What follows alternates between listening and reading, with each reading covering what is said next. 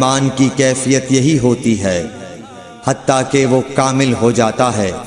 اور میں نے تم سے پوچھا کہ آیا کوئی شخص اس کے دین سے ناخوش ہو کر مرتد بھی ہو جاتا ہے؟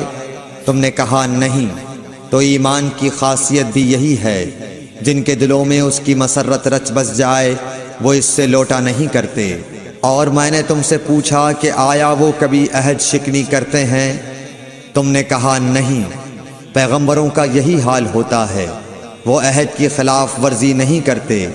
اور میں نے تم سے کہا کہ وہ تم سے کس چیز کے لیے کہتے ہیں؟ تم نے کہا کہ وہ ہمیں حکم دیتے ہیں کہ اللہ کی عبادت کرو، اس کے ساتھ کسی کو شریک نہ ٹھہراؤ، اور تمہیں بتوں کی پرستش سے روکتے ہیں، سچ بولنے اور پرہیزگاری کا حکم دیتے ہیں۔ لہٰذا اگر یہ باتیں جو تم کہہ رہے ہو سچ ہیں تو ان قریب وہ اس جگہ کا مالک ہو جائے گا کہ جہاں میرے یہ دونوں پاؤں ہیں۔ مجھے معلوم تھا کہ وہ پیغمبر آنے والا ہے، مگر مجھے یہ معلوم نہیں تھا کہ وہ تمہارے اندر ہوگا۔ اگر میں جانتا کہ اس تک پہنچ سکوں گا تو اس سے ملنے کے لیے ہر تکلیف گوارا کرتا۔ اگر میں اس کے پاس ہوتا تو اس کے پاؤں دھوتا۔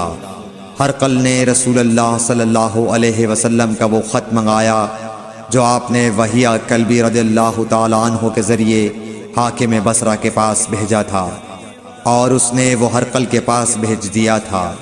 پھر اس کو پڑھا تو اس میں لکھا تھا، اللہ کے نام کے ساتھ جو نہایت مہربان اور رحم والا ہے۔ اللہ کے بندے اور اس کے پیغمبر محمد صلی اللہ علیہ وسلم کی طرف سے یہ خط ہے شاہ روم کے لیے۔